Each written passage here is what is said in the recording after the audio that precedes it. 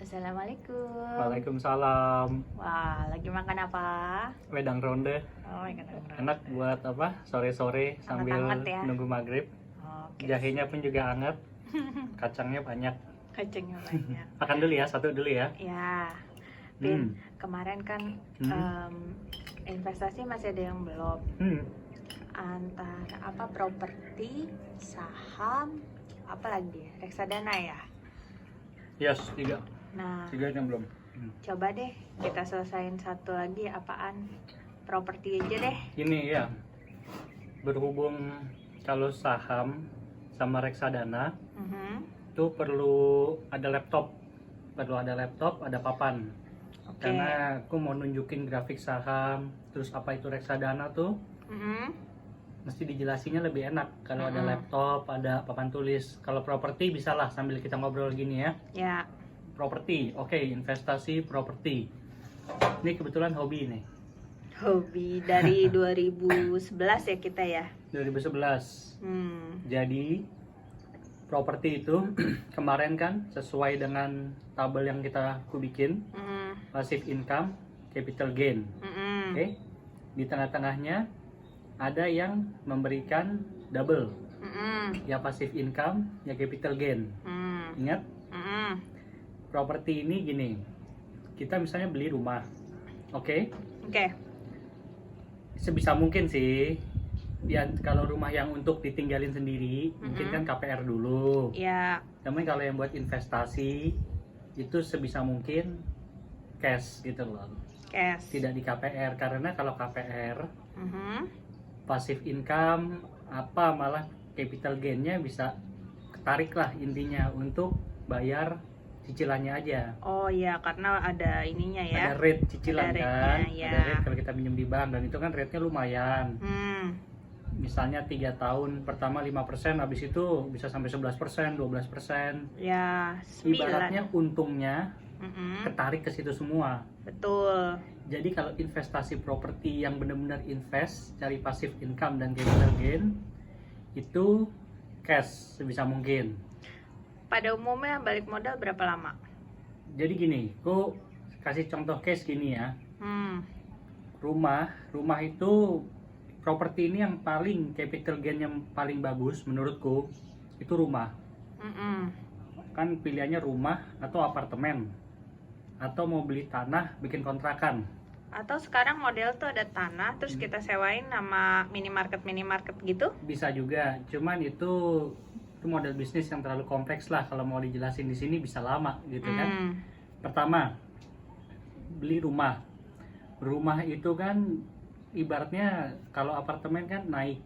Orang tanah sedikit, bangun naik, bisa kan? Bisa banyak penghuninya. Yap. Tapi tanah diciptain di bumi kan segitu-segitu aja kan? Iya. Cuman diuruk aja dari gunung dipindahin ke darat, ada yang reklamasi lah saking tanahnya kurang. Itulah mengapa tanah berharga. Kalau mau investasi, saranku itu rumah tanah. Rumah tanah. Karena satu, capital gain-nya cenderung lebih Naik. tinggi daripada apartemen. Ya. Apartemen, apalagi zaman sekarang, dimana keliling jalan aja, liatin tuh sepanjang tol Jor atau dalam kota apa tengah Banyak kota. yang kosong ya.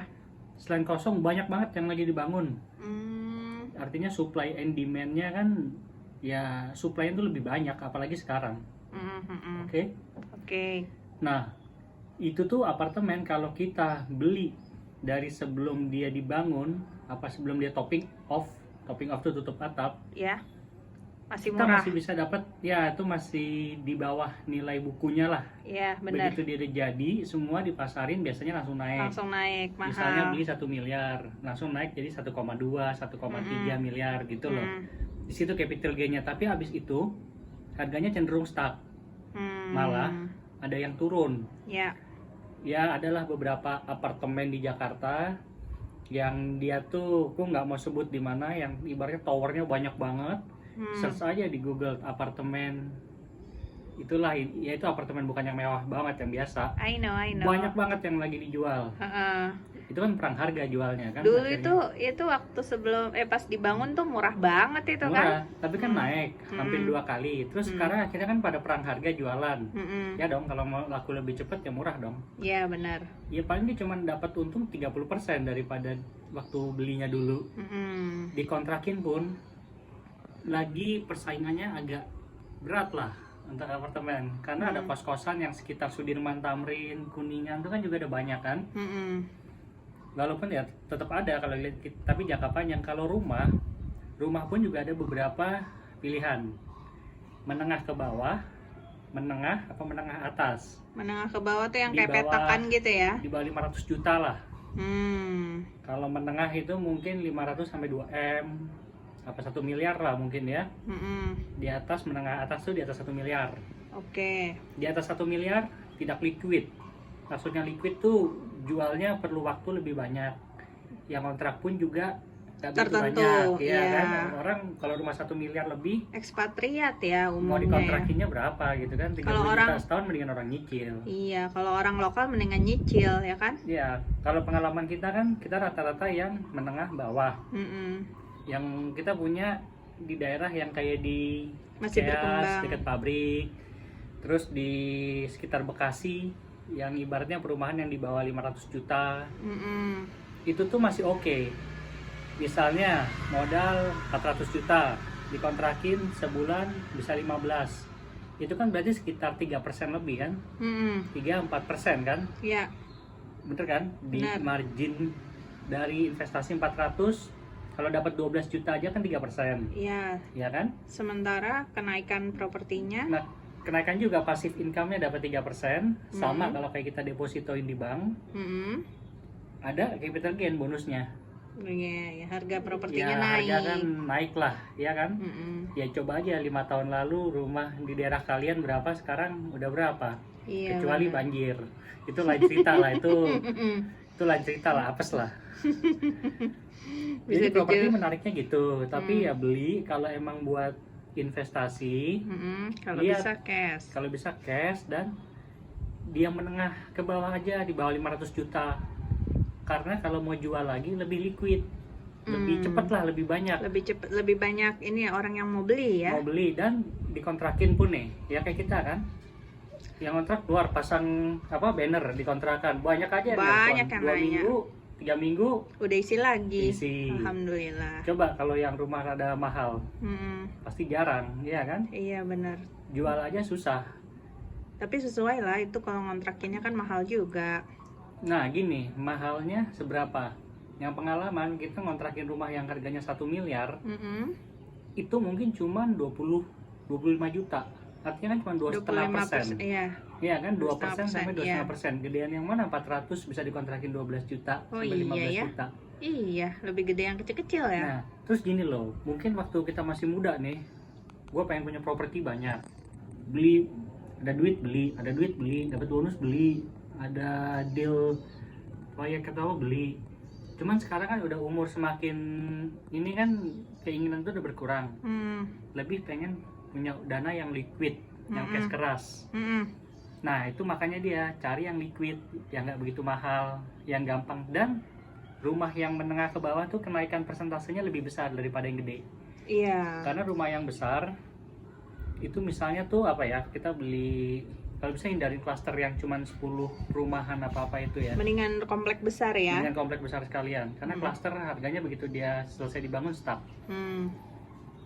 Itu tuh lebih cenderung kenaikannya sedikit-sedikit, pelan-pelan. Gitu. Jadi ya kalau untuk invest, cari passive income plus capital gain yang menengah bawah aja mainnya. Bisa punya lebih banyak juga kan. Tapi mendingan kayak punya kontrakan petakan tapi banyak, atau satu rumah atau 2 rumah yang agak menengah ke bawah gitu. Dia punya rumah Lebih yang menengah ke menguntungkan bawah mana? tapi banyak juga, pilihannya aja. Gini, kalau rumah petakan itu kan dikontrakin berapa sih, 500, 600, 700, terus ya lebih ribet kayaknya ngurusin orang-orang yang begitu kan. Ada yang Nunggak lagi. lebih sering nunggak. Kalau yang rumah itu biasanya keluarga, dan hati-hati seleksi masuk gitu. Iya, Ya, kalau benar. kita kan ada beberapa yang emang golongan ini nggak akan bisa masuk gitu kan. Kriteria Ada ya. kriteria yang kita kasih batasan. Karena pengalaman itu. Karena pengalaman, semua pengalaman, cobain aja lah. Terus ada lagi yang mau ditanyakan? Iya.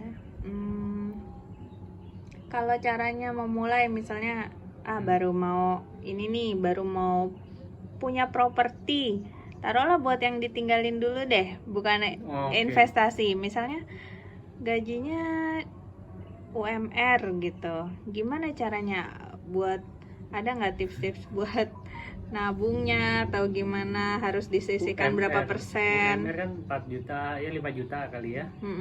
Coba misalnya nabung sebulan 1 juta misalnya, setahun 12, nabung 3 tahun 36 juta.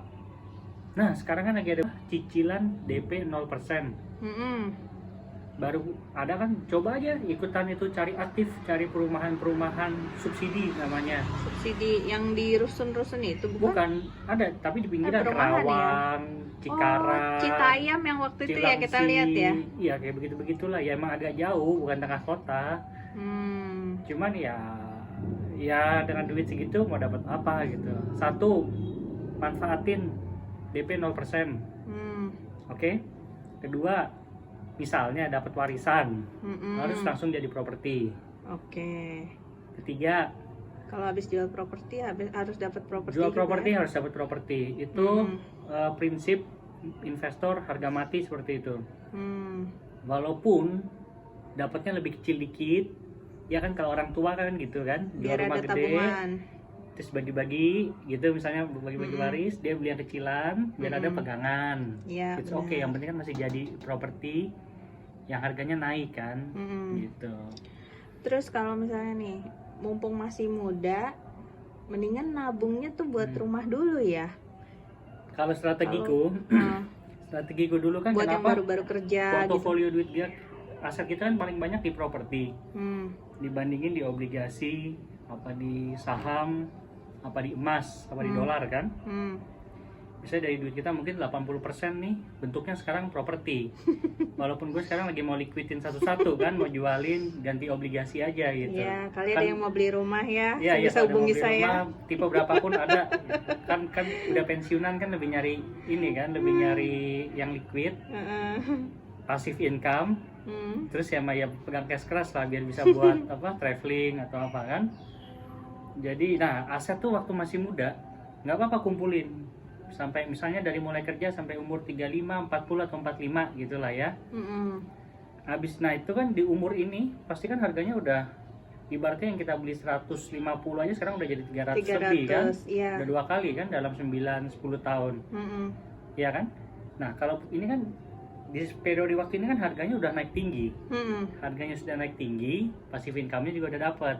Ya udah cukup lah. Udah ada untungnya. Terus jual, diliquidin, taruh di obligasi. Ini yang fokus ke passive income. Dan lihat kondisi rumahnya kan juga. Betul, lama-lama udah rusak. Perlu renovasi atau apa ya, gitu kan. Nah itulah, orang itu kan ada cycle-nya kan. Ada kita pengen punya aset yang bentuknya fisik, cuman kan rumah toh nggak bisa dinikmatin semua kan. Mau punya 10 emang bisa ditinggalin satu-satu, apalagi dikontrakin orang juga. Cara nikmatinya adalah liquidkan, jadikan uang. Ya uangnya bekerja untuk kita, passive income, obligasi dan lainnya ya kita pakailah buat traveling. Umur berapa sih? Gitu ya, itu strategi orang beda-beda. Oke, jadi prioritas mendingan bisnis properti mesti dimulai dari muda ya, paling nggak buat punya-punyaan sendiri dulu ya. Untuk yang masih muda baru-baru pada kerja, tunda kesenangan. Iya benar. Jangan masih muda lagi banyak duit dibeliin buat gadget, buat apa, traveling, buat pansos lah gitu lah. Iya benar. Beli aset, tunda kesenangan. Nggak apa-apa waktu lagi muda dibilang kurang gaul, nggak jalan-jalan lo, gadget lo masih agak lama gitu kan. Tapi begitu ada waktunya, orang-orang belum punya rumah, ini udah punya rumah, udah pensiun. Ya cut ya. Oke ya, ini mau menjelang bentar lagi azan soalnya. Oke, thank you. Assalamualaikum. Waalaikumsalam.